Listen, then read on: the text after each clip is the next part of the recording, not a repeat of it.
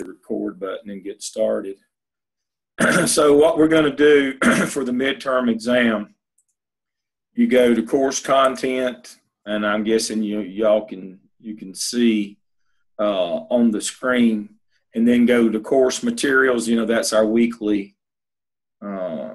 That's where our weekly work is, and so for this week, which is week 8, the midterm exam, I have the peer review process. You download that, and that's what you score the people on. The midterm and final exam questions, this should be your guide in terms of did they answer the right things. Let me see. I believe I have that. Yeah, I've got that one. Let me stop share. Go back to share screen. And so, here are the questions for the skip. This is the content. This is the things that should be there. So when you're scoring them, you want to, it asks you these things, but you need to keep this in mind in terms of what you're looking for. So that document is there, what to be looking for. And so let me stop share and go back to share screen and go back here. And so that's, the process itself, the document is there that you use. And let me click on it. I don't know. Can you see the document, peer review document? If you can't, your stop share. Let me go back to share screen. Peer review process. There it is. All right, so you can see that. So that's what you actually score them on. When it says is the content aligned with the appropriate external sources or course content, that's when you use that exam question. That's let's see if I get my internet working. When you do that. So when it asks you, is it aligned with course content, of course. Hey, Brandy and Erica. Sean's having internet problems. Brandy and Erica, can you hear me? I hear you. Great. So first thing you do, you download this instrument here. It's a Word document, so you can type on it. And when it asks you, is the content aligned, of course, you know that the content is on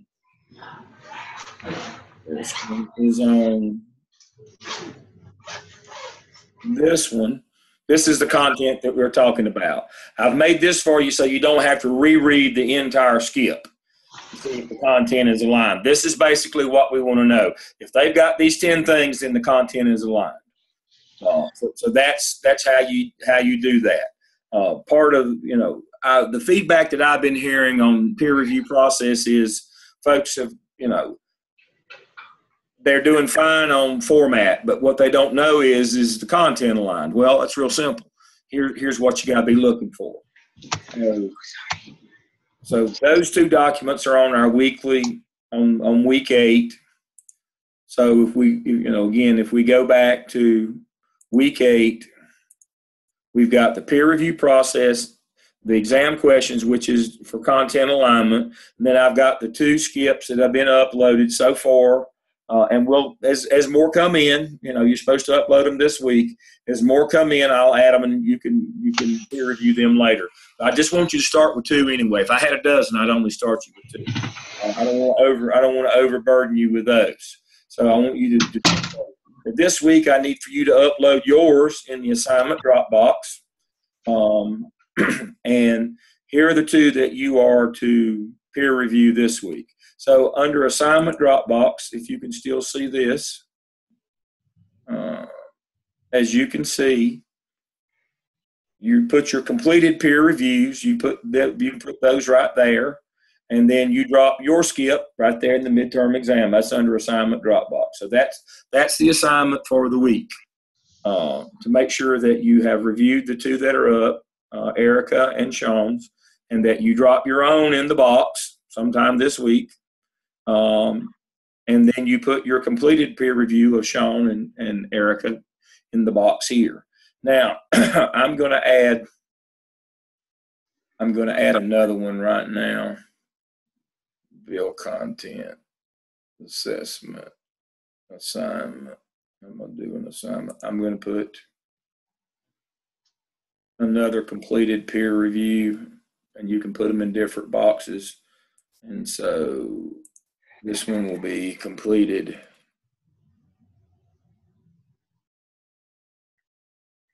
Come on.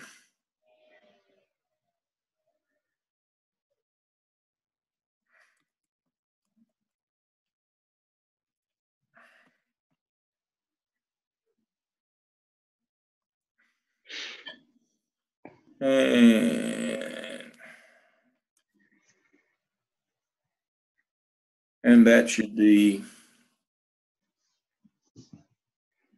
there we go, and I'll move it up.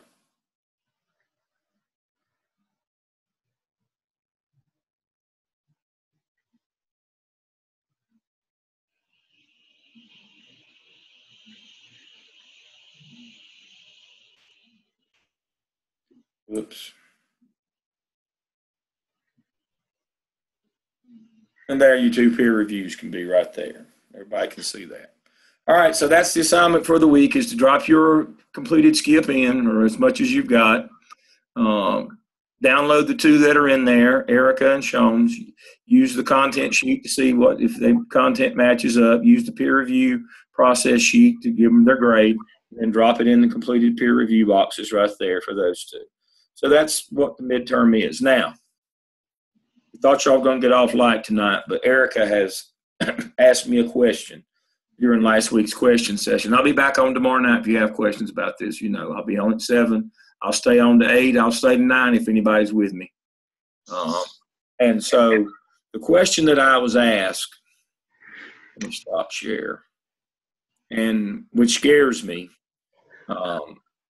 is when we're talking about personnel, and that's what we talked about last week. When we talk about personnel, we talk about hiring good people. And everybody knows that the process to get rid of, people is you do an action plan.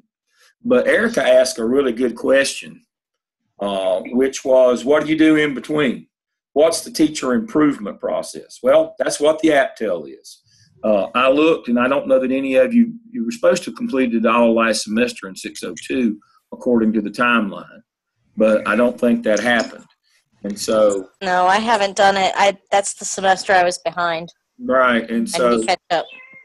So, but Erica asked a great question, and I shouldn't have assumed that I was filling in the gaps. I was doing the pre-part of this, and then the after part. The pre-part is how do you hire good people. The after part is what do you do if they aren't too good, the action plan and doing all those things. Erica asked the most relevant part, the 95% that we do with teachers, how do you make them better? You hire good people, how do you make them better? Well, that's what the APTEL is. It's a staff development model. We call it teacher empowerment. Purpose of this evidence can demonstrate is in relation to empowering teachers to become effective leaders and decision makers. Effective leaders and decision makers means great in the classroom, great in the building. And so the whole notion of the APTEL is to create a staff development model in which you identify who your strongest classroom teachers are, and the criteria that we rate them on is Marzano's 9 high-yield strategies. Who are our best practitioners of those 9 high-yield strategies? You say, well, why does that make them good teachers? Well, that's kind of self-evident. They're high-yield strategies. They get the best scores. And so we figure out through using walkthroughs who our best teachers are. And we take our data, we do 3 or 4 walkthroughs ourselves as candidates, and we put that data with the school's data because they're required to do walkthroughs. And we figure out who our strongest teachers are in terms of Marzano's 9 high-yield strategies and who our weakest teachers are. Now, the whole notion here is that we want to build a school in which everybody wants to be a great teacher. That if you are a great teacher, we will, you're empowered in your own classroom. We will then empower you to become a leader throughout the school. The first thing that we'll do is we'll let you teach other teachers. Now, it may be whole group, it may be ELC work, and it may be peer review, or the best model, the staff development model that I advocate for improving teachers is all 3. My staff development model would be at the beginning, teacher work day at the beginning of the school year, we would cover all of Marzano's 9. Now, if everybody in the school is already using them, then it would be a 30-minute short workshop just to remind everybody, hey, this is the basis for our evaluation system. This is what you need to be doing. If not many teachers have adopted, oops, we better spend all day. And we do the same thing at midterm. You know, we start the second half of the year, we would do a whole group again. What we would do in PLCs is at least once a week, once every other week in PLC, we would work on one of the 9 strategies, similarities and differences, non-linguistic representation, whichever ones are not being utilized the most in our school. And then one-on-one peer coaching, I'd take my best practitioners and I'd have them teach. First semester, my beginning teachers, I'd have them work with them and I'd unsynchronize their schedule so that they're not both on planning at the same time so that they could be in one another's classroom. And I'd have my best practitioners peer coaching my new people. Second half of the year, I'd have them working with my weakest people. That would be my model. And if I was lucky enough not to have a bunch of new people, I might could get to my weakest teachers in the first semester. But that's what, if you look at Dale's notes, that's what this tells you right here. So you'll want to go back to Dale's notes, which is under task stream materials, and read again the APTEL because it is how we improve. It is how we improve the teachers that we have. That's the whole notion. And we talk about our staff development model. But see, and you can go back and look not only at that, I'm also going to load on tonight's, well, I'll do that while I'm talking about it. What I'm going to do is I am going to load, okay, can't minimize when I'm recording. All right, so what I'm going to do, go back to share screen. Okay. Share screen. So what I'm going to do, stop share and go back to share screen. All right, here we go. Internal materials, APTEL, final evidence. All right, and then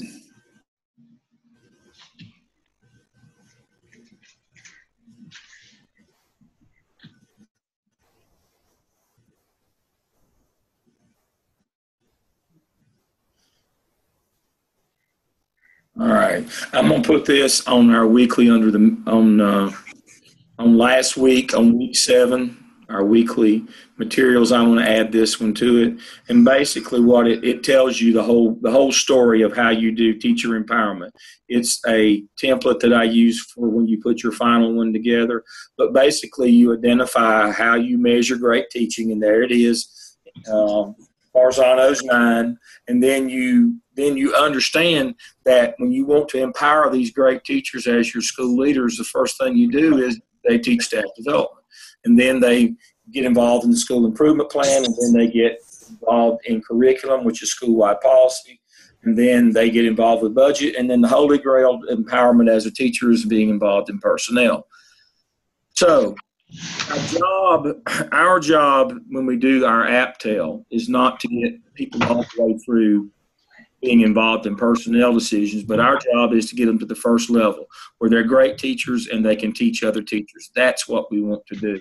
And then the principal takes it from there. So the whole notion of the APTEL is to create a staff development model in your school where every teacher is incentivized to want to be a great teacher because they get to be the leaders in the school. The leadership in the school in terms of teacher leadership is not done by eeny, meeny, miny, mo. That's not a plan. That's hope. What we do is we identify our best teachers, and then we have them teach other teachers, and that gets them started on that continuum to being a school leader. We want to get them on that first step or that first rung. Obviously, these 2 documents that I have here, Marzano, that's his 9. That's how you measure great classroom teaching. And these 5 here, that's from Todd Whitaker, What Great Principals Do. That's the hierarchy of leadership. it's backwards here. 1 is the lowest level, 5 is the highest. It should be the other way, but Todd Whitaker did it that way, and who's to argue with him? He's the expert. But those are the 5 stages of school leadership that you want your teachers all to go through in terms of more and more responsibility. You start them out teaching other teachers, and then you move them to, school improvement plan, curriculum, budget decisions, and then, the Holy Grail, personnel hiring decisions are involved in those. So that's the incentive to become a great teacher. How do you get them to be great teachers? You do whole group on Marzano. You do individual Marzano strategies in PLC. You do one-on-one peer coaching of Marzano strategies. That's the core of what we do. Now, there's a lot of specialization that comes off of this. If you're running Reading 3D, you can name a lot more than I can. I'm old and can't remember, but there's probably in Brandy's elementary school right now, there's probably 5 programs going on, other than Reading 3D, which is required for everybody. There's probably 5 other instructional programs going on.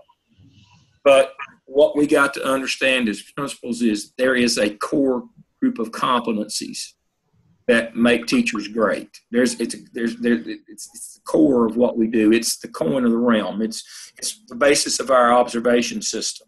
So if you look at the North Carolina Teacher Observation System, it's no longer called McCreel because it was bought by another group, but it's from McCreel, the Midwest group. Now, who is McCreel? It's Robert Marzano. So if you understand the lineage, where our evaluation system came from, it came from Robert Marzano. It's all based on his 9 high yield strategies. That's the core of what we do, teaching. There's a lot more stuff, a lot more layers. I'm not telling you that that's all you have to know as a teacher. There's a lot more layers to getting good and being great as a teacher, and there's a lot more specific skills that you have to develop for particular components of programs that you might be running in your school. But the core of great teaching is Robert Marzano and his 9 high yield strategies.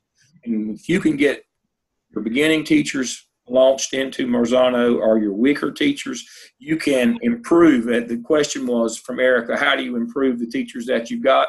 This is it. This is the model. And I'm going to upload this on last week on week 7. Let me stop sharing. I'm going to do that right now while I'm thinking about it. Let me go back here. We go back to course content.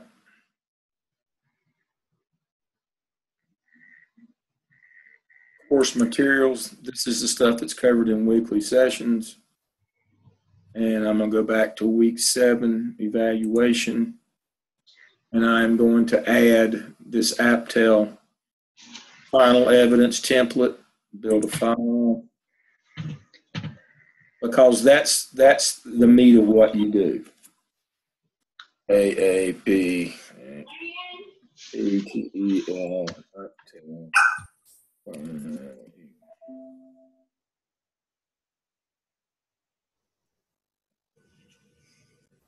and so if you'll read that template, what you'll find is this is, and read Dale's notes.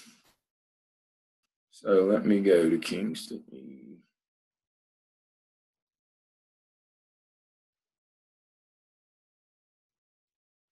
And Dale's notes under the task stream materials. But if you'll read Dale's notes, it'll kind of explain it to you. And once you see this template, you'll go, aha, that's why we do the things that we do. Okay.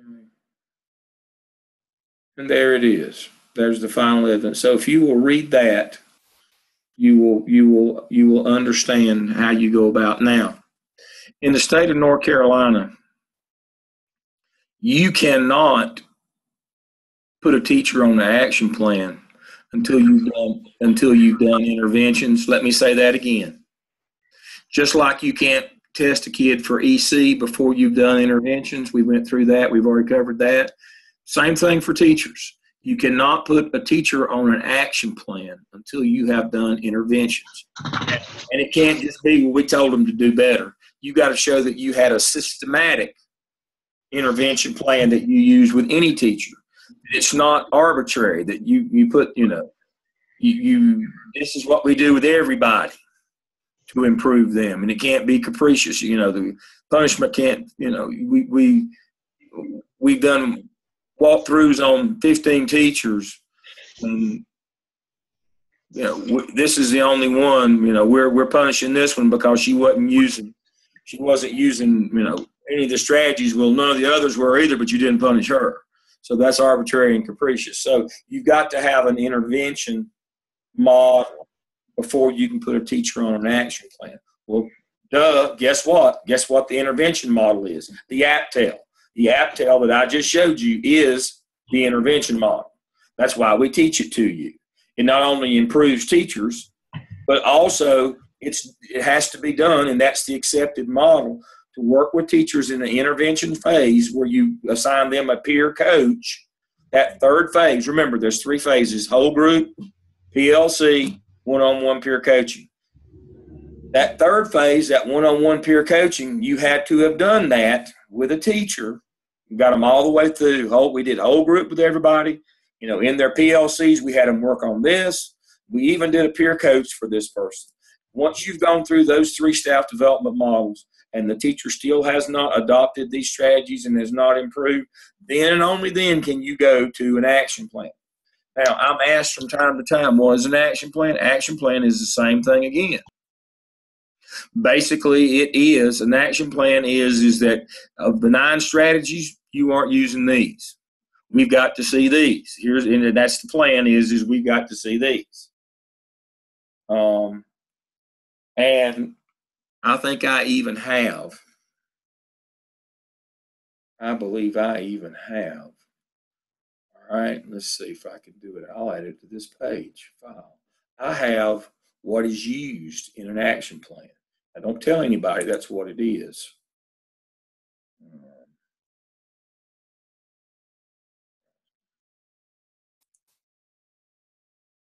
Let's see.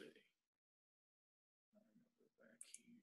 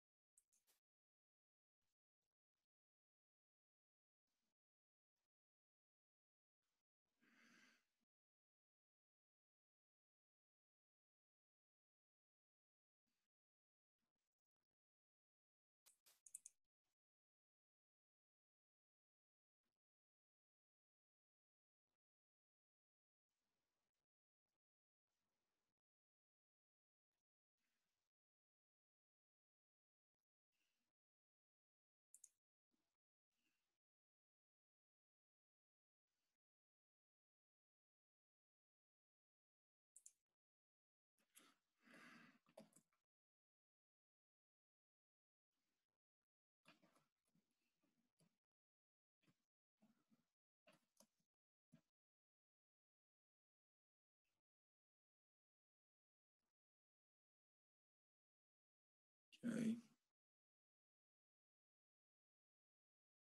Excellent. All right. It's going to be titled Marzano 1.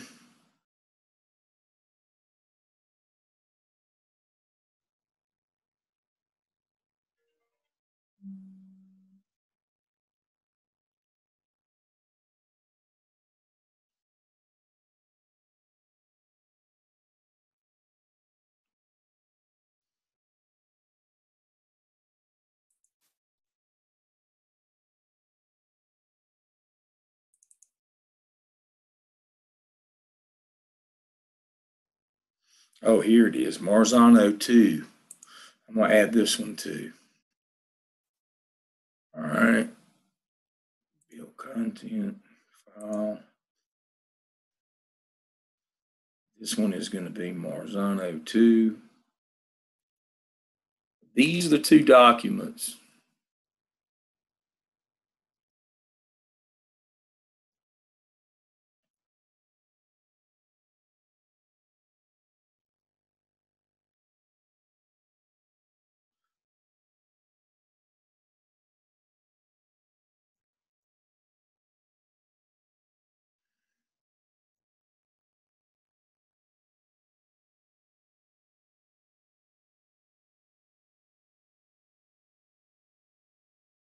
Okay.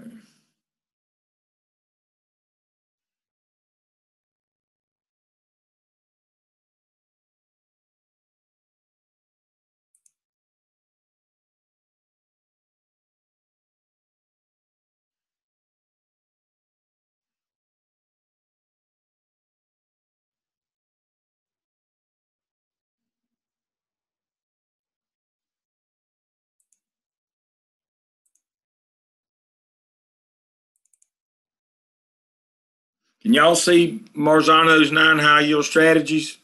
Yes. All right. This is actually what you use to set up an action plan right here. And it tells you this is why you use identifying similarities and differences yields a 45 percentile gain.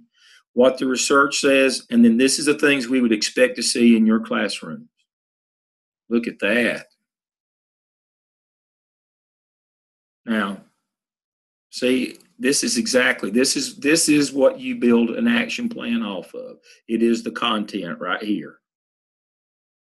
Right here it is. See that? I put that on last week's page.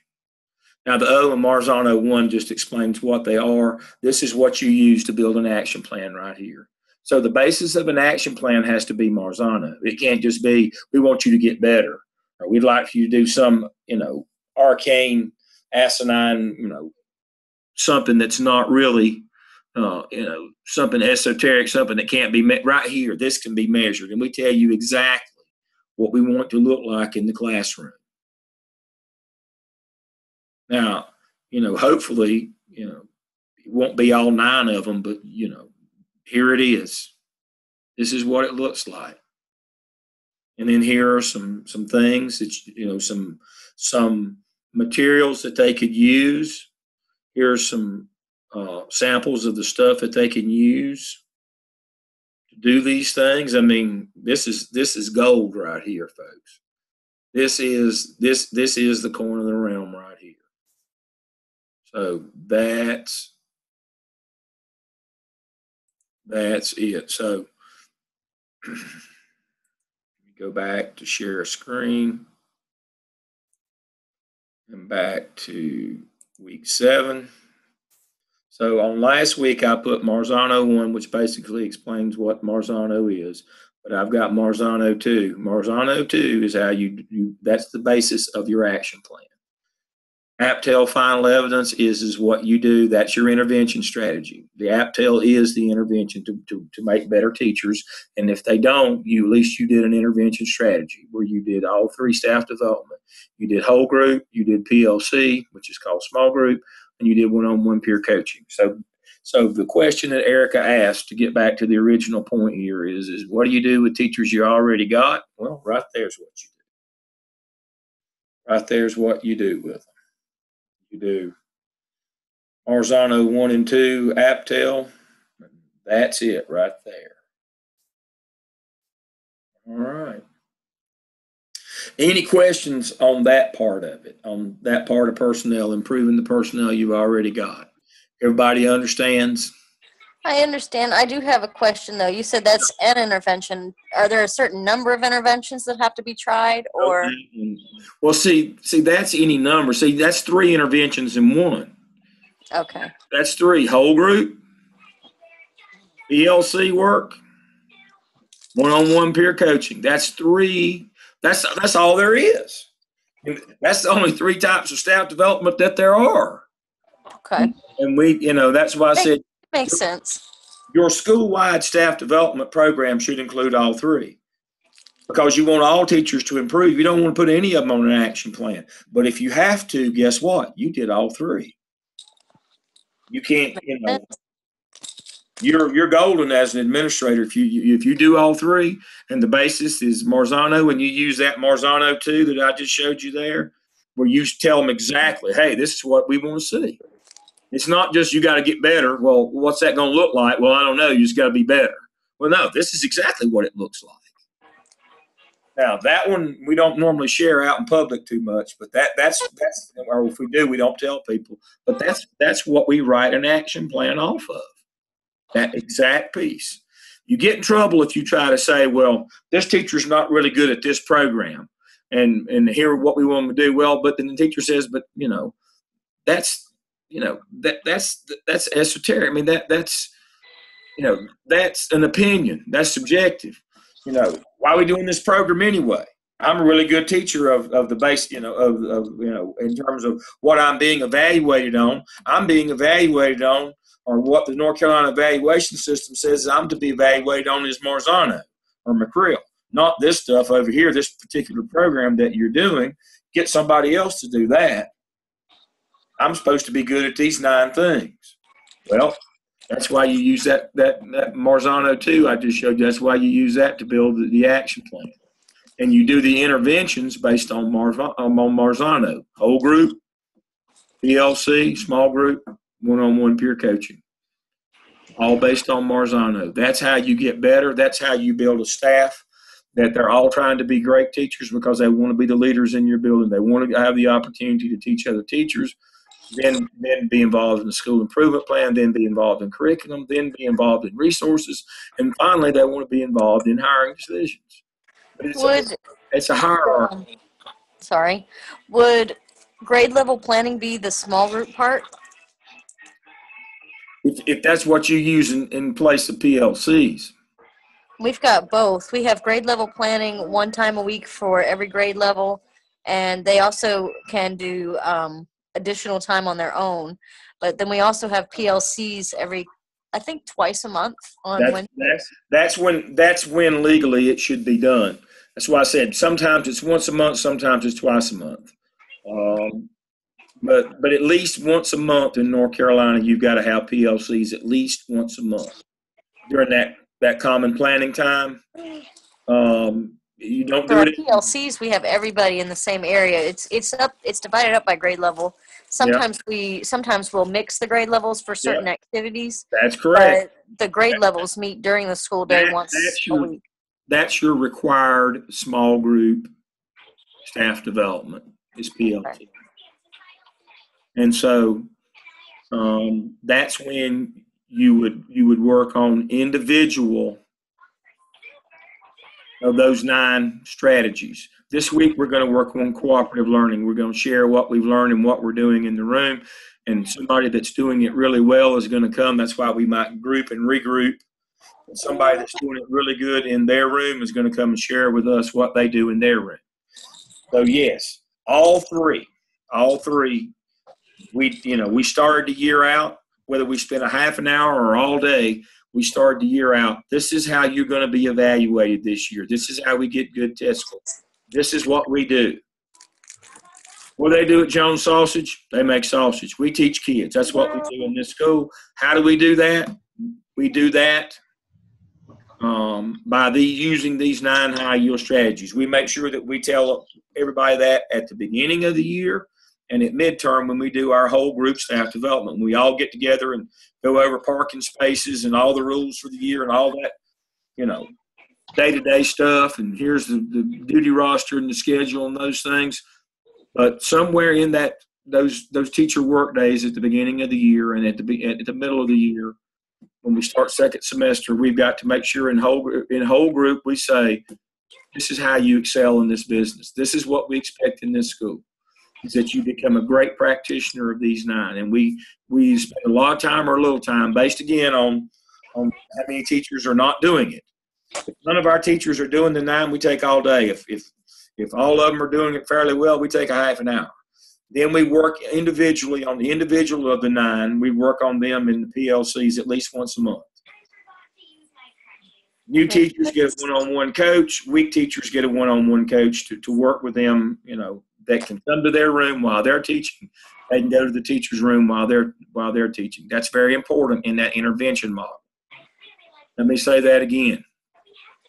When I was talking about you got to make sure you unsynchronize their schedule so they don't have planning at the same time, part of the intervention model is that somebody came to their room, their coach could come and watch them teach, make suggestions, could peer review them, and then they could go and watch their coach teach. And if they both got planning at the same time, you can't do that.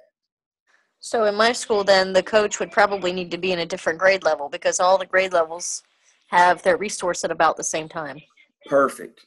And we actually want them to be in a different grade level. Okay. That makes Because sense. because what we really don't want is for them just to do the same lesson that the teacher did that they watched. We want them to use the same techniques, but we want them to have to build their own lessons. And if it's a different grade level, that kind of takes care of that problem. And then just copycatting the teacher they went and watched. Because that Right. never, you know how that is. Well, she did Yeah. it and it worked. Well, that's not the reason why we sent you. So you just, if that was the case, we'd just have her send her your lesson plan, her lesson plan. That's not the point. So yeah, you're exactly right. We really would like, if it's a first grade teacher, we'd like for them to go watch a second grade teacher. Sometimes I found that too, it helps to have them on different grade levels, because sometimes their bad habits are picked up from teachers on their grade levels. That's as well. right. That's exactly right too. You don't want them on the same grade level. I was an elementary principal, and I can tell you right now, when I put a team together to do a special project that we were doing, people ask me why I picked a kindergarten first and second teacher. I said, because I don't want the same grade level. I don't want them sharing bad habits. I don't want them watching one another in the same grade level. I want the kindergarten and the second to go watch the first grade teacher who was the model teacher. Everybody thought I would take more first grade teachers and put together, but even back then, if you read Linda Darling Hammond, which y'all were supposed to last semester, if you read a lot of the best staff development stuff, and it's not new stuff, it's been around a long time, even back in the 80s when I was doing this, early 90s when I was an elementary principal. It's not good to do the peer coaching model, not good to do mentors in the same grade level. That's not good, because it just becomes a copycat, and the copy's never as good as the original. Everybody understands that. So, but if you will look at this APTEL model, look at the final evidence template that I've gotten, if you'll read my notes, it serves two purposes again.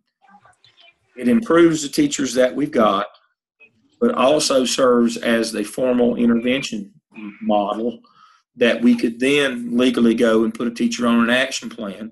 And then we use Marzano 2 right here that I've shown you. Use Marzano 2. We build the action plan out of that. All right, here are the 9. Which of these 9 aren't you good at? This is what we expect to see. Let me click on that again. Let me see if it'll open and y'all can see it again. I accidentally drew on the screen. I don't know if y'all can see that or not. Yep, that's okay. Let's see if I can erase it. It's a new toy. That's okay.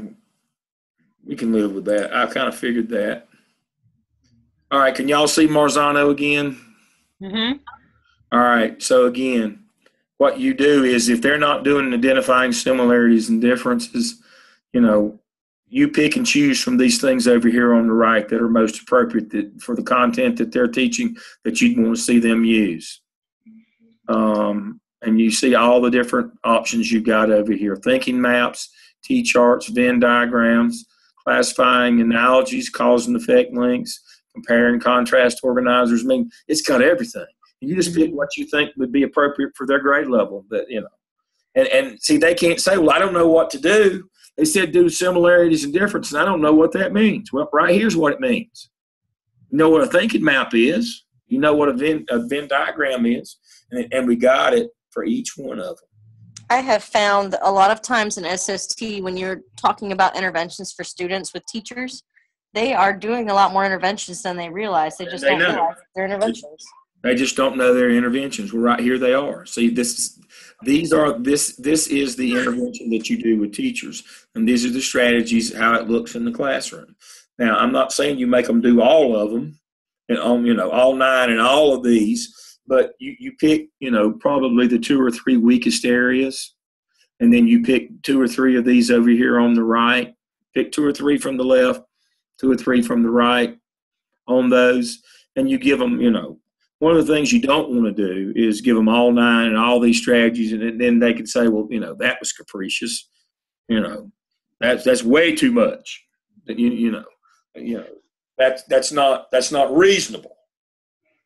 And so generally the rule of 3 strategies, 3 interventions over here on the right, or three. They got to model 3 of these behaviors over here on the right, 3 and 3.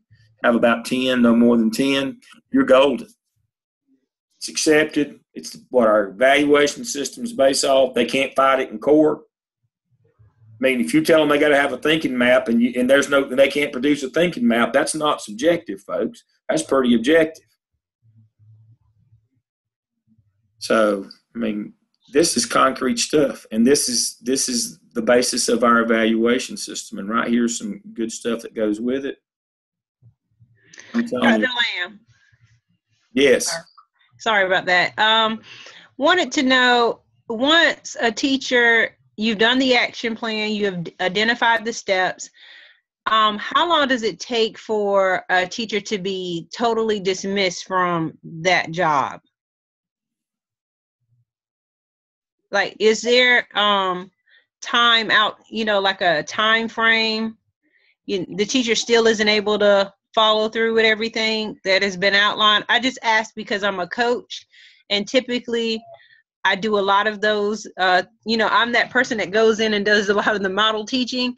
And I just find that, the principal is like, yay, they're on a terminating contract, and, but then they pop up in the system somewhere else. 90 days. Okay. The answer to the question, I know. A lot of times principals in the end, or people in HR or somebody, they get soft-hearted and can't follow through. And I won't comment on that. I know it's called pack trash and all that. But the whole process, you do the interventions usually first semester. Okay. And then you put a person on a 90-day action plan, and that gives you time to make the decision in the spring by the deadline when you have to inform somebody that they're going to be non-renewed. Basically, that's the system is we start interventions. I mean, we start our intervention strategy on the first teacher workday. We do whole group. We start our, at the first PLC meeting, we start our small group interventions with individual of those. And generally, we do our new teachers, if unless we're just overloaded, we do our new teachers first semester. But usually at mid-semester, we start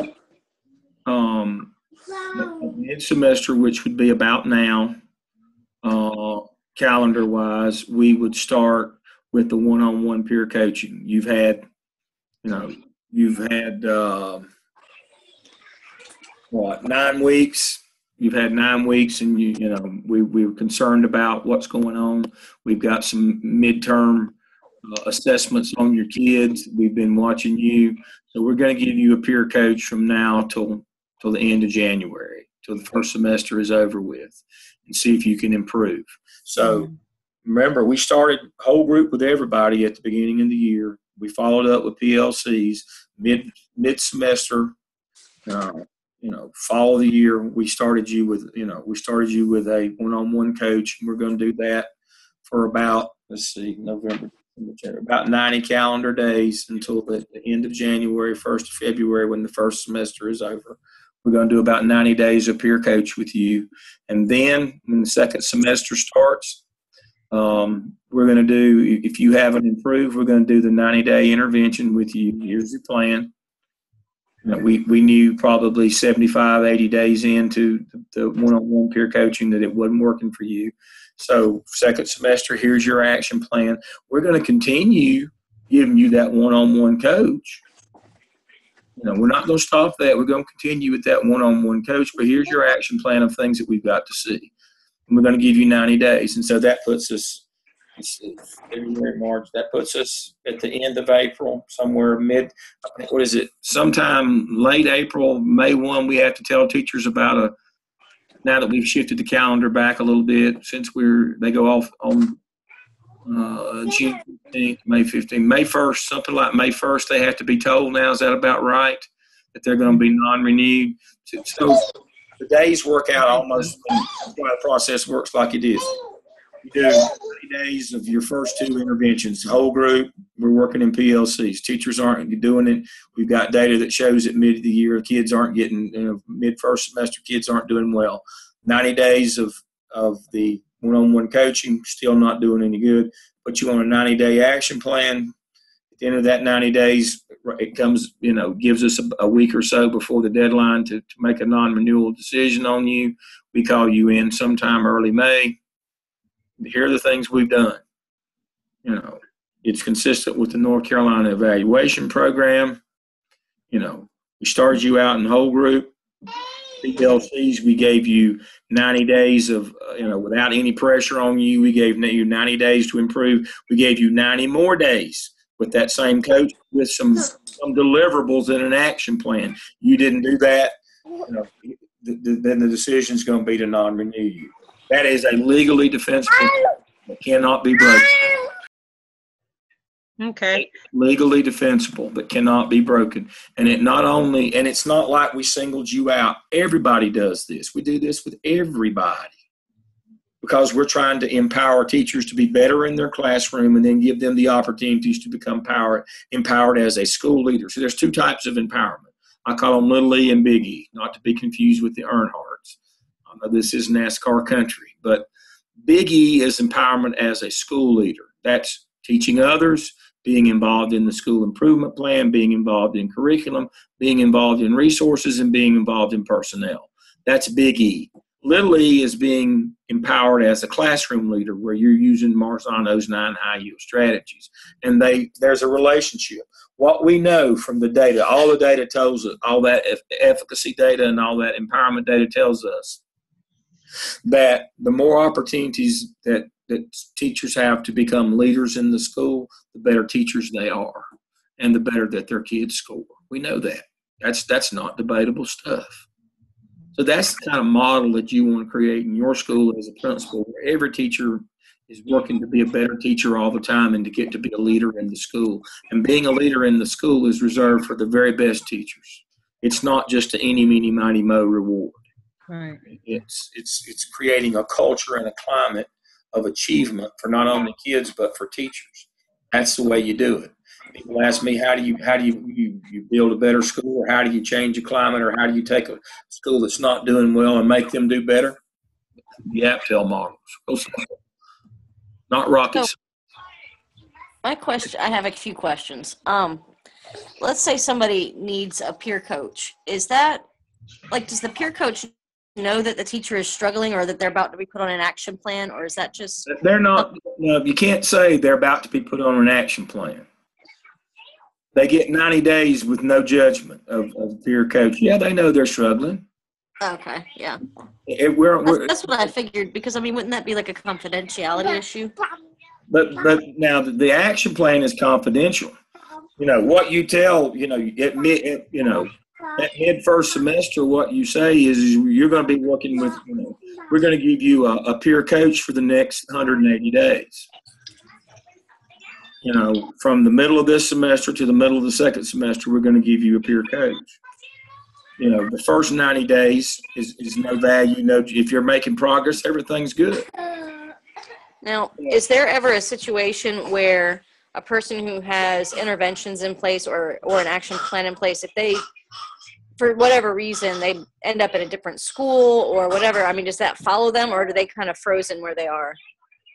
Teachers on the action plan can't transfer. They can resign and go to another district and it won't follow them there, but they can't transfer. Okay. That makes sense. Makes sense. And I know I had a third question, but it'll take me a minute to remember what it was. No, that's a good question. Once you go on an action plan, you are stuck at where you are. You may not participate in the transfer fair or apply for a transfer throughout the district when you're on an action plan. You're not allowed to do that. You can resign and you can go to the neighboring district and take a job immediately without an action plan. An action plan does not follow you to your new job in another district, and it can't follow you to another school in your own district because you're not allowed to go to another school in your own district if you're on an action plan. Now, at the end of the year, if you're on an action plan and you were on it and they didn't terminate you at the end of the year, that the action plan terminates at the end of the year. Action plans can't carry over from one year to the next. That's one of the reasons why you hear principals say, well, I couldn't get rid of her because, her action plan, she was on an action plan, and I didn't have long enough. We waited till, March and put her on an action plan, and that wasn't long. And well, see, that's too late. That's too late. The process is we start day one. Before kids even come back to school, we start with our whole group. Then we go to PLC, and at midterm, we go to the first peer coaching. That's still intervention. That's not an action plan. And we do that for 90 days, and then we go. And so you don't have to have all year long on an action plan if you've been doing interventions from day one and you had 90, then 90 of coaching. The first 90 you were just working with them. Second 90 they were on action plan. That's 180 days right there. My last question. Let's say you have a teacher who is, they've got interventions and they end up on an action plan and they improve. Let's say later on, another year or two later, whatever, they start to have trouble again. Does that have any bearing on, if you get put on an action plan another time, or does that change the process? If you do this every year, this is the coin of the realm. This is the way you do business every year. You put them back through the same process again. Now, so if you've got a teacher who's been on action plan after action plan and they show improvement at the time, but then they start slacking off again, I guess I'm just wondering if it's a situation where it goes faster the next time, or is it you do it the same way each time? You do it the same way, but I can tell you, I can tell you how to break them from doing that, though. I'd love to hear it. I can tell you real quickly how to do that. Let me go right back. Let's see.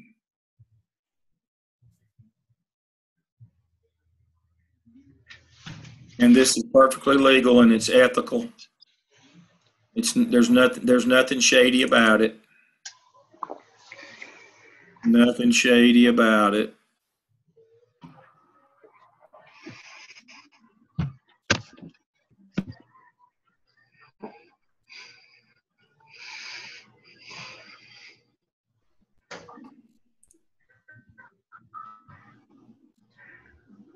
Can y'all see Marzano again? Yes. All right. Remember I told you 3 and 3, no more than 10 when you put one on an action plan? That's the first action plan. Guess what you can do on the second action plan? 6 and 6. We can pick 6 of these over here on the left and 6 different techniques over here on the right. See, what you've just described, Erica, is kind of common in the business. You have some people that, you do a 3 and 3 action plan and they're able to achieve it and get themselves, out of where they are. And then the next year, first half of the year, they're sorry again and you're right back where you were. But see, the second action plan I put them on, I wouldn't just pick 3 and 3 techniques on the right. I'd pick 6. The 3 that they weren't good at last year, I'd give them those 3 back, but I'd give them 3 more to go with those 3 this year. Legal, not unethical in any way.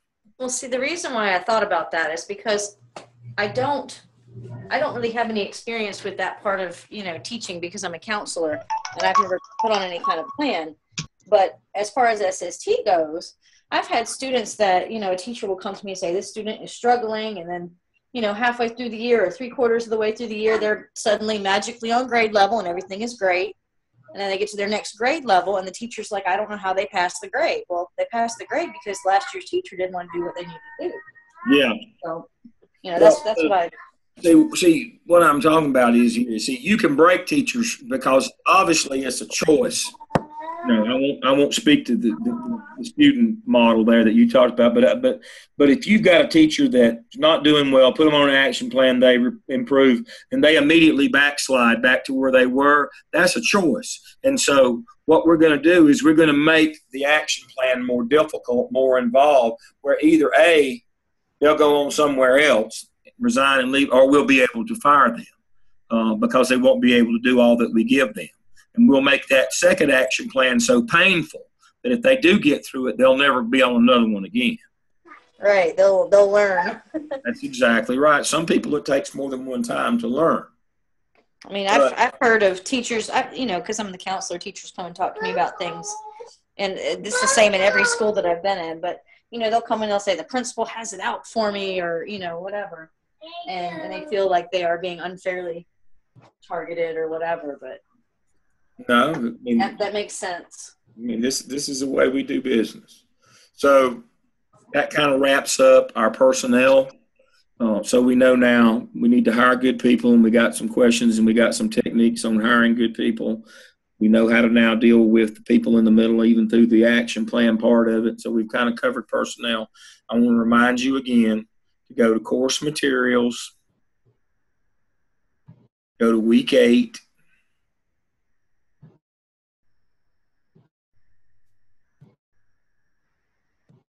And there you will find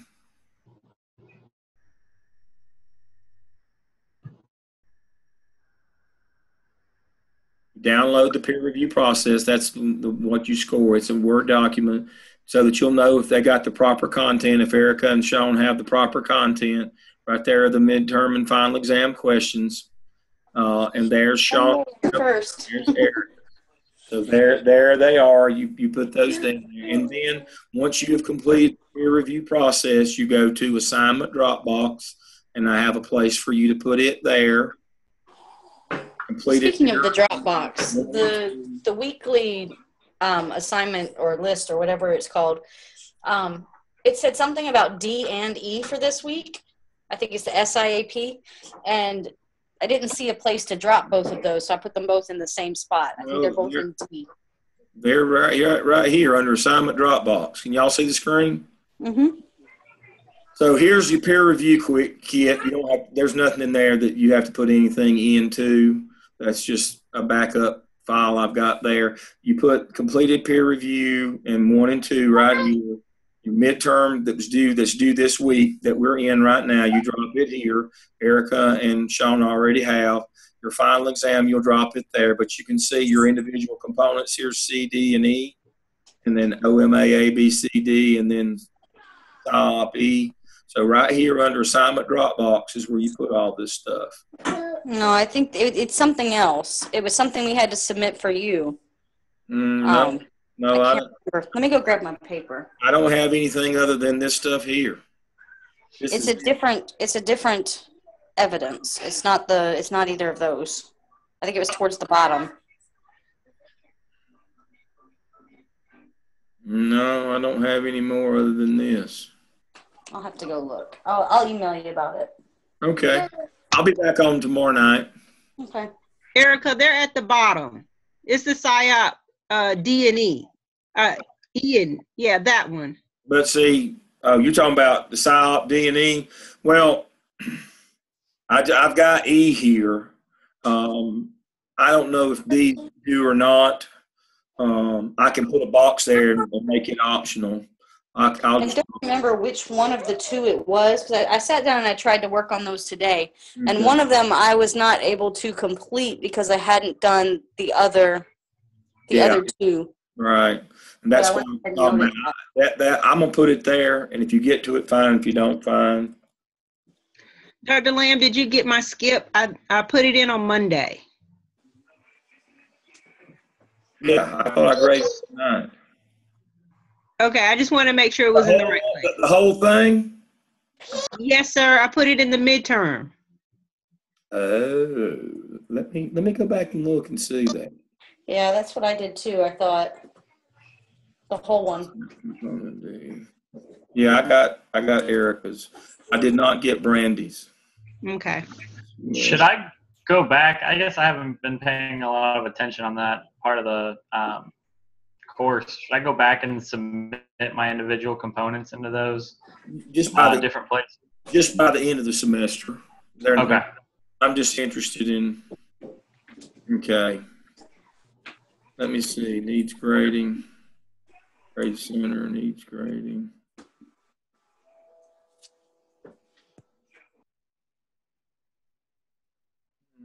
Okay. Full grade center.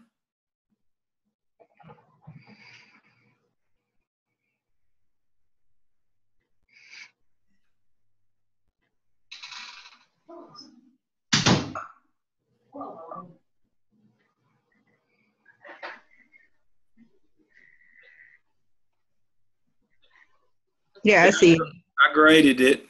Okay, perfect. I graded it. I didn't have it. Can you email it to me? It was an electronic version, and I couldn't download it to put it up for everybody to see. Can you email that to me separately? I'm sorry to have you do that, but if you'll email Sure. that to me, now I remember why it's not up. I meant to ask you. I had Erica and Sean's, but yours came as an electronic copy, and there's a side box over to the side where the document is that I can download it and not just be an electronic copy. Yours Okay. wasn't there for some reason. And I Okay. can download it in order to put it back on, and I'll put it up, and Erica and Sean will have another one to evaluate besides their own. That'd be Okay. email. I just want to make sure you got it. No, I got it and graded it. As you can see, it's been graded. But I now remember when I hit needs grading right here. I don't know if y'all can see this on the screen or not. When I have it here and I have one to grade, what it does is does that Microsoft Online deal where it shows me the document without having to download it. But over on the side, it has me a box if I want to download it and save it. Yours didn't pop up for some reason. I remember that exactly. And I don't know. Probably there's some way that I could make it do that. I'm just not smart enough to know how. Blackboard doesn't work the same for me every time I use it. Maybe that's just because my memory's not good. But I have the hardest time. And would you believe I actually went and got certified in Blackboard and can't do any better than this? That's kind of embarrassing, isn't it? If I was just winging it, that'd be one thing. But I actually went and got trained, passed the class, and got a certificate. Geez, I'm supposed to be a professional. I can't even get it to work. No, I keep up with those things pretty good. I try to get on every day and grade your assignments and see what you're doing. I mean, how y'all are doing. Y'all are a good group.